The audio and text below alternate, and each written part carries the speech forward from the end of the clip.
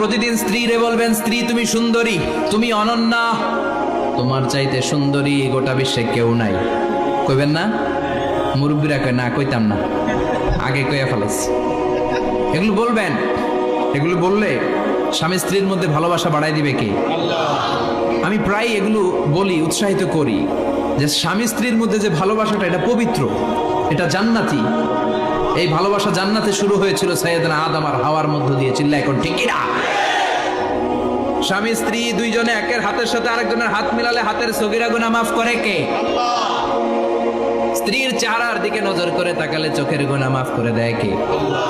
স্ত্রীর জন্য প্রতি মাসে যে খরচ দেন, এই টাকাগুলো সদকা দেওয়ার সওয়াব আছে না নাই?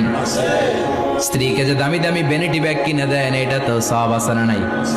কক্সবাজারে ঘুরতে নিয়ে গেলে সওয়াব আছে না নাই? ফুল কিনে দিলে সওয়াব আছে না নাই? ভালোবাসার গান শোনাইলে সওয়াব আছে না নাই? আজকে পারবেন না শোনাইতে রাত্রেবেলা? পারবেন? পারবেন? পোলাপান রাখায় পারবো তো, তো বেটা বিয়েই হয় নাই, বিয়ার পরে শোনাইস। তো এই ভালোবাসার গানগুলো শোনালে নিজেদের মধ্যে একটা ইন্টিমেসি তৈরি হয়। বিশ্বনবী এরকম স্ত্রীর সাথে খুনসুটি করতেন, ভালোবাসা করতেন। এটা হালাল, কিন্তু এটা জায়গা মতো না করে ভাবির লগে করলে মায়ের আসারা নাই। ভালোবাসার গান জায়গা মতো শোনাতে হবে। স্ত্রীকে ভালোবাসার গান না শুনিয়ে যদি চাচাতো বোনরে শোনাও, শালিরে শোনাও, পাড়ার মেয়েদের সাথে যদি টাঙ্কি মারো, ফিল্ডিং মারো, মায়ের আসারা নাই। তার মানে জায়গা মতো করলে সব সওয়াব। সুবহানাল্লাহ পড়েন। আর বিয়েটারে সহজ করে দিবেন। আমি তো সব জায়গায় বলি বিয়েটাকে সহজ করে দেন, আমরা বিয়েটারে কঠিন করে ফেলছি। একটা ছেলে এই দেশে 16 থেকে 18 বছর বয়সে ম্যাচিউরড হয়, কিন্তু ওরে বিয়ের পিড়িতে বসায় 32 বছর বয়স। তো বাকি 32 বছর কি আঙ্গুল চুষবে? কথা কন, কি করবে? ও যে পাপ কাজ করে, ও যে পর্নোগ্রাফি দেখে, ও যে মাস্টারবেশন করে, এগুলোর পার্সেন্টেজ গুণা মা বাবার আমল নামায় আছে না নাই? মা বাবার এত সহজে পার পেয়ে যাবেন না। ছেলে মেয়েগুলারে সময় হলে বিয়ে দিয়ে দেন। বিয়ের চেয়ে ভালো কাজ পৃথিবীতে আছে?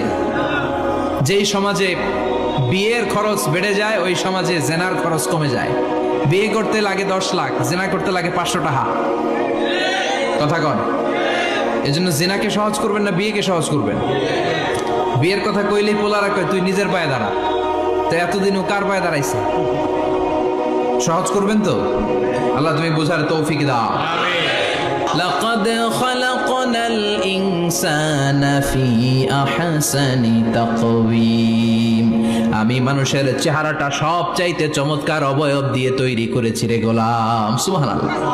পৃথিবীতে যত প্রাণী আছে সব সৃষ্টির মধ্য থেকে আমাদের সৃষ্টিটা সুন্দর না?